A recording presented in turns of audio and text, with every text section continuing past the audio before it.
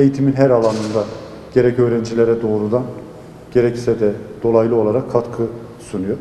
Biz biliyorsunuz Antep savunmasının 100. yılında 100 hayırsever arıyorduk. Bu kurumsal anlamda da böyle, bireysel anlamda da böyle. Şimdi bu sene yapacağımız 100 okulun 3 tanesini, biri Fen Lisesi, biri ortaokul, biri ilkokul, Şahinbey Belediye'miz tarafından yapılacak. Lisenin şöyle bir önemi var. Liseye yapılacak spor salonu aynı zamanda şehrin ihtiyaçlarını karşılayacak. Müsabakaların yapılabileceği ölçekte olacak.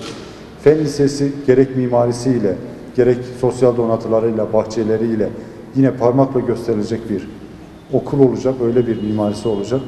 Ben başta başkanımız olmak üzere mesai arkadaşlarına, emeği geçen herkese teşekkür ediyorum. Allah mahcup etmesin. İnşallah tez zamanda da bu okullar tamamlanmış olur. Hemşehrilerimizin de hizmetine sunulmuş olur. Allah razı olsun başkan. Amin. Evet Sayın Valim, değerli kaymakamım, değerli eğitim müdürüm. Öncelikle hepinizi saygıyla selamlıyorum. Eğitim her şeyin başı. Eğitim, öğretim. Bu konuda da Sayın Valimizin önderliğinde eğitim alanında çok ciddi yatırımlar oldu. Biz de Şahinbey Belediyesi olarak bu alana yatırım yapıyoruz. Daha önce de 4 tane okul yapmıştık. Pansiyonlar yaptık, yurtlar yaptık. Şimdi de burada 3 tane daha okulun yapımıyla ilgili protokol imzalıyoruz. Bunlardan bir tanesi Fen Lisesi. Fen Lisesi sadece okul binası olmayacak, yanında pansiyonuyla, spor salonuyla diğer sosyal ihtiyaçları karşılayacak şekilde yaklaşık bir 50 bin, 60 bin metrekare alan üzerine Gaziantep'e yakışır güzel bir fen lisesi kazandırmak istiyoruz. Bunun dışında yine yeni gelişen bölgemiz Yamaçtepe'de hem ilkokul hem de ortaokul binası inşallah inşa edeceğiz. Milli Eğitim de oraya bir anaokulu yapacak.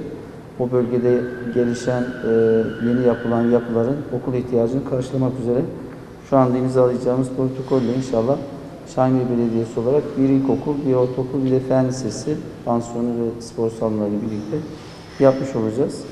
Ben şimdiden Sayın Valime, Kaymakamıma, Milli Eğitim Müdürümüze ve emeğe geçecek herkese teşekkür ediyorum. Şehrimize hayırlı olmasını diliyorum.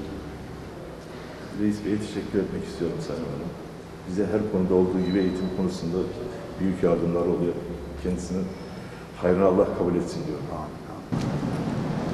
Sayın Valim, ilimizin önemli ihtiyaçlarından, özellikle Şahinbey'de önemli ihtiyaçlarından bir tanesi olan bir fen lisesinin protokolünü imzalayacağız.